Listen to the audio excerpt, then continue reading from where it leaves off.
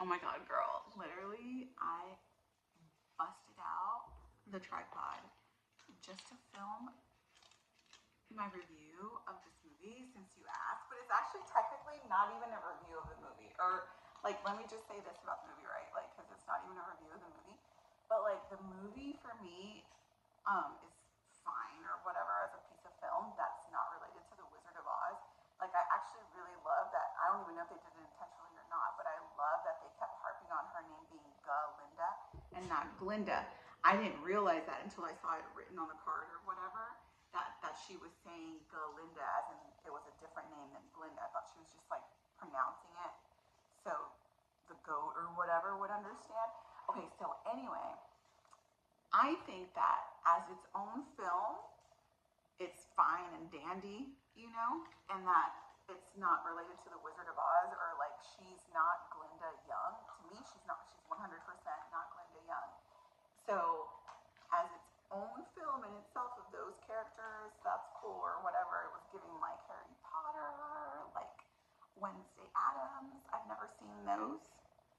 And to be honest, I didn't really watch this film because I take my headphones everywhere. So I was like, bruh, life is too short to be listening to bad music. So I put my headphones in. I didn't even like know what was going on. And as far as like the visuals, like I've heard like criticism that people are like it's so muted, it's so pastel, but I think it really does fit. Like the visual really did fit for Galinda, who was like pink, right? Like that's a pastel. And if it had been like more vivid was Dorothy's experience. And then like if it had been more vivid, it also would have just been like a really Barbie pink or like a fuchsia or red itself, right? So then that would have been totally different too. But okay, girl, the reason I need to film this is because I need to like explain to you Glinda, like the good witch, who is not this person when she grows up. They're two so totally separate people, and that's the only way that we can accept it. Okay, so let me just explain about Glinda. Glinda is like super duper spiritual, which I hate to say that word because it's not really like that word. It's more like, okay, so Glinda represents in the Wizard of Oz, right? When you think about it, like Glinda represents divinity because when we think of like prayer or asking God or the divine for something, like I can see it because I'm new to that sort of thing. That we tend to think like, oh, I'm gonna pray for it. It's gonna be like a magic genie, and he's gonna grant it to me. And so you think about Glinda and how Dorothy had the shoes all along, and at the end, Glinda was like, "Girl, you've been on your feet this whole time. You could have just been gone home." Who is that like? That's like when we ask for things or our heart's true desire, as they called it in the film, right? And we're just like, I really want that. That's going to be the most precious thing for me. But or he has to see like, bro, is she really going to take care of that? Is she really going to value that? Like, if Dorothy goes home, does she even like really value home? Would she value home if she had immediately gone home after Munchkinland? She probably would have been like, oh, I still wanted to see that Rainbow City or whatever. But the answer was within her all along, and Glinda knew that, just like, and it's just like the same thing. Like, we ask for something, and he doesn't give it to us right away. He sort of like scoots us in a path, like that's like a labyrinth, right? Like, he scoots us down our path, and oh, we go down this way, and we get some clues. We can do this, we can't do that. So then he scoots us down the other path to where we're meant to be, but it doesn't happen right away, even though he could do that, right? Just as Glinda could have been like, girl, you gotta just click those feet and you're gone, you're good. So what Glinda represents, because what does Glinda do for Dorothy? She doesn't return her home. She awakens Dorothy. So that's like a major representation of divinity. She helps to awaken Dorothy. Because if Dorothy hadn't done all those adverse things, she would have just like, she would have woken up out of sleep, but she wouldn't have awakened to an awakening like spirituality. And then also, like, Glinda gets a bad rap, but like Glinda is definitely representative of like a really advanced divinity. In that comment that people like trip, that they're like, oh, only bad witches are ugly or whatever she says, people like are always like, oh my god, she's like so sassy for saying that. But it's like a really advanced concept, so I think you'll get it. But like, it was actually Dorothy who who said the insult, because she asked her, you know, are you a good witch or are you a bad witch? And then Dorothy immediately opened, like she was who introduced the insult and said, oh, witches are old and ugly, right? And so then Glinda's comment about only bad witches are old and ugly, like we hear that as an insult, but it's actually a comeback to Dorothy's insult. And it's such an advanced comeback that the audience doesn't even register that Dorothy was insulting, because it came from like a place of ignorance. And since Glinda's probably like 1,000 years old, she knows that ignorance is like a sort of innocence, so she's able to forgive it. And not only that, but her comeback is such a sharp sort of insult, right? Like only bad witches are ugly, that the audience now only sees her shadow, and it doesn't see like where Dorothy went wrong. Because if you replace that with like Texan, right? Like if you just were to go to like a Buc-ee's or whatever, and you met somebody and you were like, you know, just like making small talk, and you were like, oh, are you Texan? And they're like, Texans are old and ugly. That's insulting, and that's what Dorothy did. But we don't see that because Glinda's comeback was so advanced that it made the audience forgive Dorothy. In other words, Glinda absolved Dorothy of her wrongs and took both of their wrongs. I don't know how else to explain that. Like her shadow overshadowed Dorothy in a way that it protected Dorothy from the audience seeing Dorothy as somebody who said something insulting, but she did. And so Glinda was really, it was like a comeback what she said, and it absolved Dorothy of her guilt.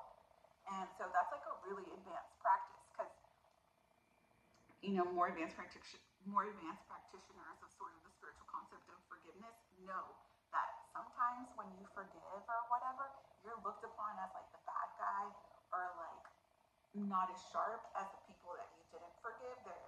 And so she did that intentionally. She was like, I'm gonna take on this non-forgiveness from the audience by making this comeback, and then they'll forgive Dorothy. But that's like really advanced. But again, so she like represents divinity, you know, and like the road girl, like exactly. He makes you walk a path. He's not just like a magic genie, grant me this wish, I'm gonna pray. Or in the case of Dorothy, a magic genie, tell me to click my shoes and then I'll be back home, you know. He makes you do the work, and Glinda made Dorothy do the work. So she like just represents divinity. So this is, to me, that's why Wicked or whatever can't be her, because she's essentially like a representation of somebody that's like truly pure, you know, because like how I explained about the insult, she did that to sort of protect Dorothy. It's really advanced. I don't know how else to explain it, or like who can really view that in that way, like as like a sort of like a neutral data, non-biased. But that's why this little Wicked girl cannot be Glinda girl, okay? Because Glinda would have never been a mean girl. She's like divine. Why would she have started off, like why would her origin story be that of a mean girl when she's representative of, you know what I'm saying? That's not their origin story, being a mean girl. Like what? No. But yeah, the movie is just like its own self as a person named Galinda, like Galinda from 7th period. That's fine. It was an acceptable movie. I didn't listen to that soundtrack from the mountains of Caucasus. And that's it, really. Glinda is like magical. They should not try to represent her really on film anymore. They should just leave that alone. But those are my 2 thoughts, girl. Okay, let me know if you get what I mean, like if you follow, you know? Because it's an advanced practice to see how she protected Dorothy. And I think maybe moms could see it. Like if their kids were to say something ignorant, they might say something else to draw that negative attention away from their child onto them, you know? But yeah, it's kind of hard to see or explain, perhaps. But that's what I thought of the movie. It was just fine. Also, somebody should have told me that like animal duress is depicted in that, because I would have never fucked with that. I mean, I know those were like AI animals, but I don't fuck with that. So if I had known that, I would have not watched it. But it's fine. Good. Okay. Cap cut be cutting, but no cap. I didn't plan to put that video on the internet, but since I did, I just want to clarify a few things. What I'm basically saying is that Glinda schooled Dorothy, like the slang, oh, you got schooled, because she stopped that argument where Dorothy was like, but witches are old and ugly, because that could have really offended someone, right? Like if you were like, Texans are old and ugly, that could have started a fight. But Glinda hit her with the ultimate insult because she didn't have anything else left to say, and she prevented an argument. And I think to know that preventing an argument is like the ultimate insult or like the ultimate win of a fight, you have to have like worked with like volatile people, and I just happen to like really love that genre of humans. So then she also schooled Dorothy in a gentle way because she gently taught her something about witches. She said, only bad witches are ugly. She never said all. So it does a lot for some room for Dorothy to possibly be a bad witch. And with her saying that, she gave Dorothy a survival skill because Dorothy was going to have to go out there and like, you know, meet witches. So now she has a clue of the bad one or the ugly ones are bad, right? But she also taught her how not to make assumptions and generalizations. And I want to clear up because in that video I used the word audience. I don't want you to think you are the audience. You're the viewer. The audience is the munchkins. So Dorothy landed on their land and just started immediately talking like an ignoramus, which will make you feel unsafe. Like if somebody lands and they're new and they just start talking shit, like it makes you feel unsafe. But then by what Glinda did made her seem safer to the munchkins, who are really safe people. So they would have been like, what's up with this ignoramus? And we tend not to see the munchkins as like smart people because they're cute and little, but you can be cute and little and actually quite brilliant.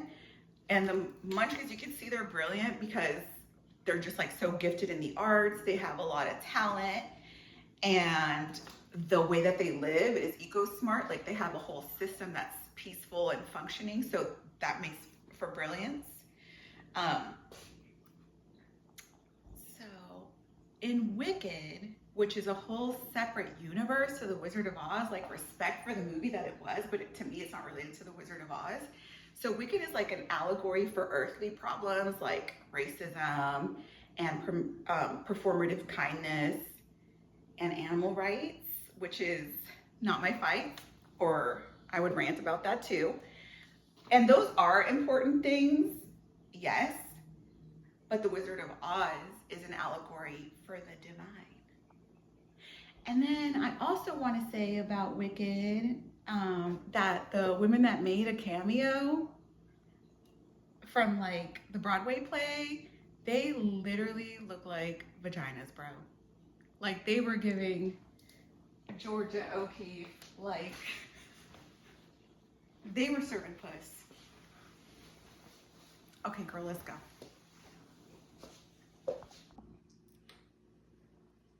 I get so shy. Oh my God, I hate that shit. Okay, start over.